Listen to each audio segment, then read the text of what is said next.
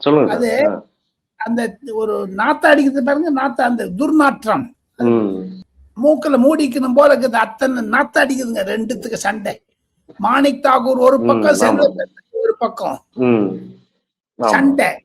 இந்த சண்டையை மூட்டி விடுவதற்கு முதல் காரணம் உதயநிதியை துணை முதலமைச்சர் ஆக்கியது 2 வருடங்களுக்கு முன்னதாக. காங்கிரஸ் கோபமாக இருக்கிறார்கள். மு.க. ஸ்டாலின் சென்ற மாதம் செய்த ஒரு மற்றொரு நல்லதோ கெட்டதோ தெரியவில்லை, துணை முதலமைச்சர் உதயநிதியினுடைய தலைமையில் பிரச்சார குழு ஒன்று அமைத்தார். கூடவே கனிமொழியினுடைய தலைமையில் ஒரு தேர்தல் அறிக்கை குழு அமைத்தார்.